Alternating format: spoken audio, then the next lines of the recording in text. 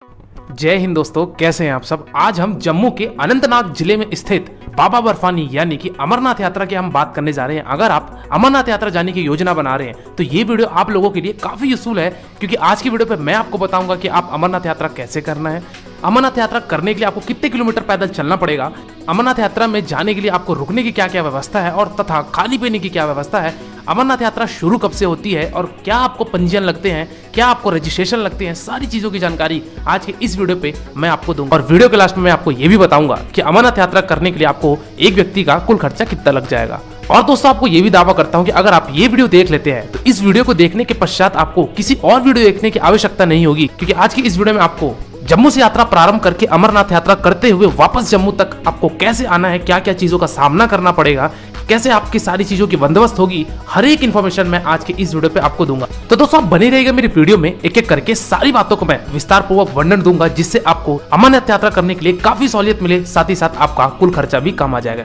तो दोस्तों, बिना विलंब किए वीडियो को प्रारंभ करते हैं। जय बाबा बर्फानी।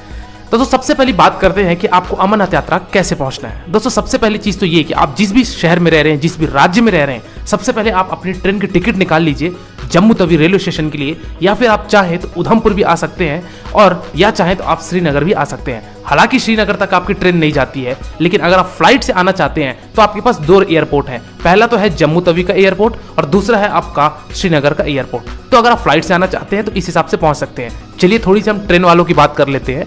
तो आपको जो नजदीकी रेलवे स्टेशन है वो आपको मैं बोलूंगा जम्मू तवी जाइए। हालांकि जम्मू से आगे आपका पड़ता है उधमपुर, बट आप उधमपुर मत जाइए, क्योंकि जम्मू से आपको फैसिलिटी ज्यादा मिलेगी। चलिए अब बात करते हैं कि अगर आप बाई ट्रेन आए तो जम्मू तवी रेलवे स्टेशन में सबसे पहले आप उतरिए।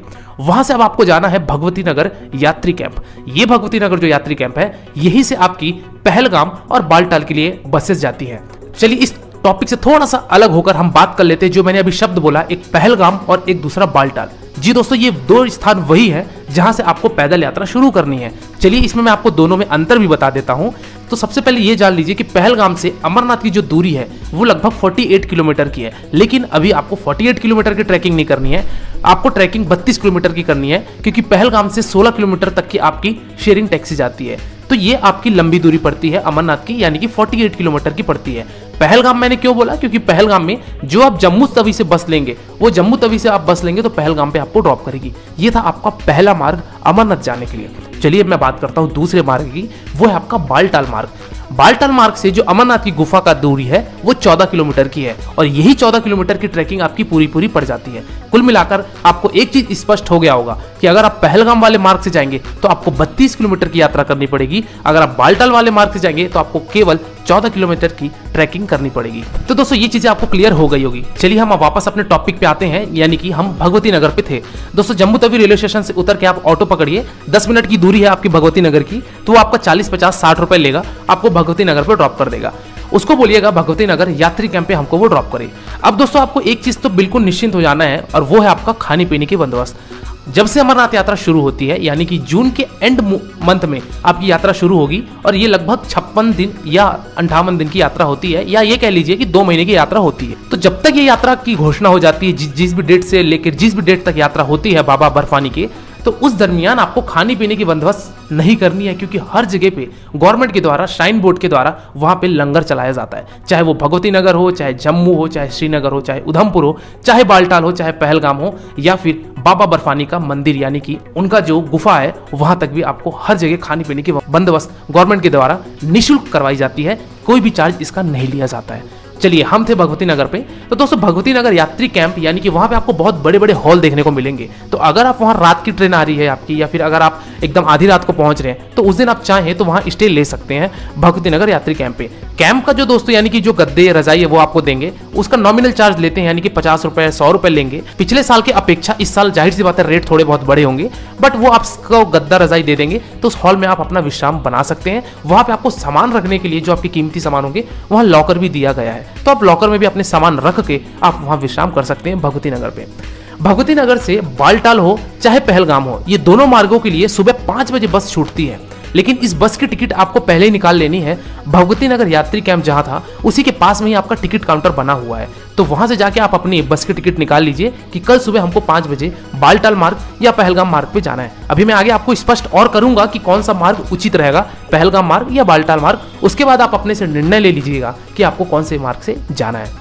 ठीक है दोस्तों, चलिए और बात करते हैं कि अब आपको यहाँ से भगवती नगर से अपनी यात्रा शुरू करनी है। बात करते हैं भगवती नगर से, यानी कि जम्मू से जो आपको पहलगाम की दूरी पड़ेगी वो आपकी 240 किलोमीटर पड़ जाएगी। और ये 240 किलोमीटर की यात्रा करने में आपको लगभग बस से 7 से 8 घंटा लगेंगे और आप पहलगाम पहुंच जाएंगे।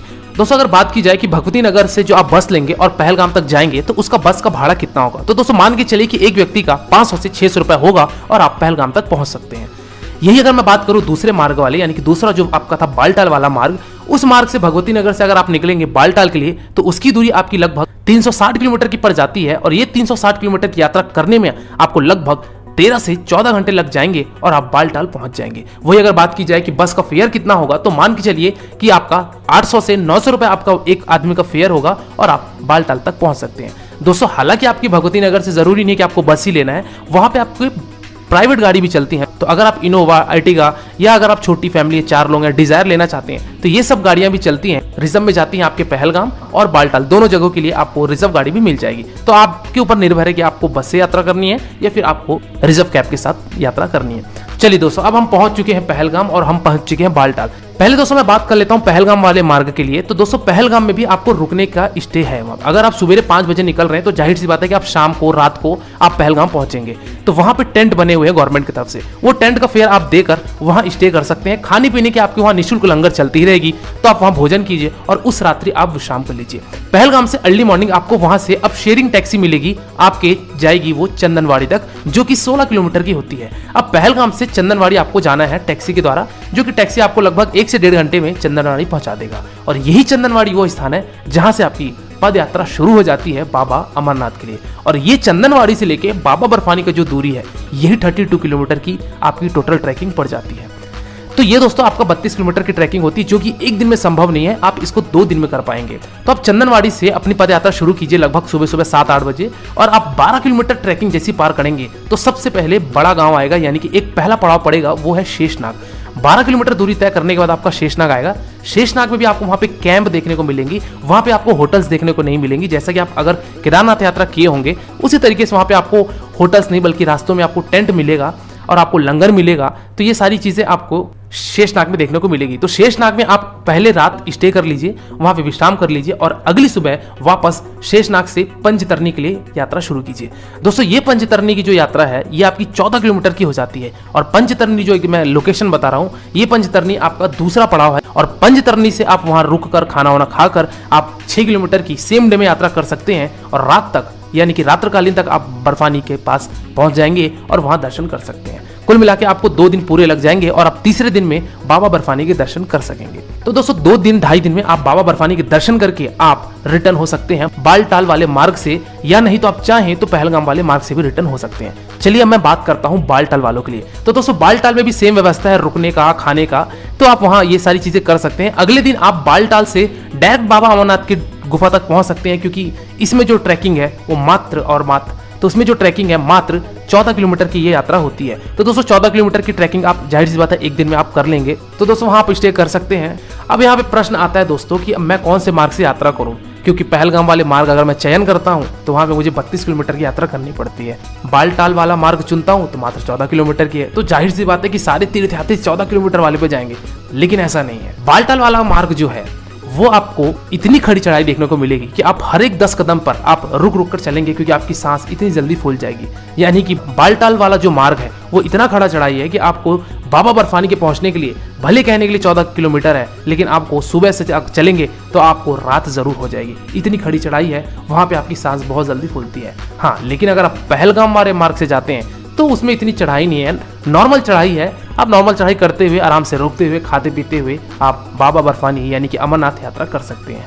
अब दोनों ही केस पे दोस्तों आपको अगर आप पैदल चलने में असमर्थ हैं तो आपको वहाँ घोड़े खच्चर और आपको वहाँ पालकी भी देखने को मिलेगी। अब जाहिर सी बात है कि अगर आप पहलगाम वाले मार्ग से जाएंगे यानी कि चंदनवाड़ी से जो अमरनाथ गुफा जो है वो 32 किलोमीटर की है, तो चंदनवाड़ी से आपको अमरनाथ की जो घोड़े की चार्ज होंगी वो आपके लगभग 7,000-8,000 रुपए लेंगे। रेट बढ़ भी सकते हैं लेकिन 6-7 तो आराम से लेंगे। वही अगर आप पालकी से जाना चाहते हैं तो 32 किलोमीटर अगर आप पालकी से जाएंगे तो उनका जो चार्ज होता है वो लगभग 25,000 से 30,000 रुपए सिर्फ जाने जाने का होता है। वही अगर मैं बात करूं बालटाल से अगर आप अमरनाथ की यात्रा करना चाहते हैं घोड़े के द्वारा तो दोस्तों वो उसकी जो चार्ज होती है वो आपकी लगभग 4 से 5,000 होगी जाने बस का, और वो आपके अमरनाथ तक पहुंचा देंगे और आप वहां स्टे कर सकते हैं।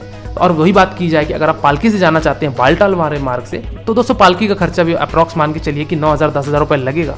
तो पालकी से भी दोस्तों मान के चलिए 10-12,000 रुपए लगेगा और आप अमरनाथ तक पहुंच सकते हैं। तो दोस्तों ये उन लोगों के लिए था जो कि पैदल चलने में असमर्थ है। वही अगर बात की जाए एक और ऑप्शन है जो कि श्राइन बोर्ड के द्वारा चलाई जाती है, श्री अमरनाथ श्राइन बोर्ड के द्वारा, वो है आपका हेलीकॉप्टर। तो दोस्तों आप इस वेबसाइट में जाके अपनी हेलीकॉप्टर की भी बुकिंग करवा सकते हैं। चलिए अब सबसे बड़ा प्रश्न और आता है कि इन सब यात्रा करने के लिए क्या मुझे रजिस्ट्रेशन करवाना पड़ेगा, क्या मुझे मेडिकल सर्टिफिकेट निकलवाना पड़ेगा और क्या क्या चीज़ों को मुझे फॉलो करना पड़ेगा। दोस्तों ये वेबसाइट है, इस वेबसाइट में आप यात्रा करने से पहले जरूर एक बार पूरा विश्लेषण कर लें। इसका कारण ये है कि इसी वेबसाइट पे आपको अमरनाथ यात्रा से जुड़ी हर एक अपडेट, हर एक न्यूज़ इस वेबसाइट पे मिलती है। हालांकि अभी जो दोस्तों आपको एक पंजीयन करवाना है वो RFID करवाना है। ये RFID जो है इसका फुल फॉर्म है रेडियो फ्रीक्वेंसी आइडेंटिफिकेशन टैग, जो कि आपको एक टैग मिलेगा, एक प्रकार से रजिस्ट्रेशन है आपका कि आप कौन से लोकेशन पे पहुंचे हैं, आपका डिटेल रहेगा उस पर, आप कितने बजे निकले हैं, कितने तारीख को निकले हैं, ये सारी जानकारी इस RFID टैग पर बनेगी। दोस्तों ये RFID टैग जो है ये आपके जम्मू रेलवे स्टेशन पे उपलब्ध होगा, उधमपुर स्टेशन पे भी उपलब्ध होगा, साथ ही साथ आपके श्रीनगर एयरपोर्ट पर भी ये RFID टैग बनाया जाता है। तो ये जाके आप इंस्टेंट भी बनवा सकते हैं। साथ ही साथ वेबसाइट में अगर इस वर्ष मेडिकल सर्टिफिकेट मांगेगा तो आपको मेडिकल सर्टिफिकेट भी अपने साथ निकलवा के लेकर आना होगा। साथ ही साथ जैसे कि आप केदारनाथ की यात्रा रजिस्ट्रेशन होती है फ्री ऑफ कॉस्ट, उसी तरीके से आपको अमरनाथ की भी रजिस्ट्रेशन लगती है जो कि इसी वेबसाइट में आपको देखने को मिलेगी। तो आप एक बार वेबसाइट पे जरूर विजिट कीजिए। दोस्तों एक चीज और बताना चाहूंगा कि बड़े सामान की भी समस्या होती है कि हम पहलगाम से जाएं चाहे बालटाल वाले मार्ग से जाएं, बड़े सामान हम कहाँ रखेंगे। तो दोस्तों पहलगाम में और बालटाल में दोनों ही जगह पे वहाँ पे होटल्स भी अवेलेबल है, कैंप तो अवेलेबल है ही, अगर आप चाहें तो होटल्स भी वहाँ पे है। तो होटल्स है, क्लॉक रूम है, तो आप क्लॉक रूम में भी आप अपने बड़े सामान रख के आप एक छोटा सा कॉलेज बैग या साइड बैग लेकर आप अमरनाथ यात्रा कर सकते हैं और बड़े बैग को आप वहाँ लॉकर में रख दीजिए। लॉकर का चार्ज होता है 50 रुपए एक दिन का होता है, तो उस हिसाब से आप वहाँ लॉकर में सामान रख दीजिए और आप अपनी यात्रा कर सकते हैं। चलिए दोस्तों अंतिम बात करते हैं कि इस यात्रा को करने के लिए हमारा कुल खर्चा कितना लग जाएगा।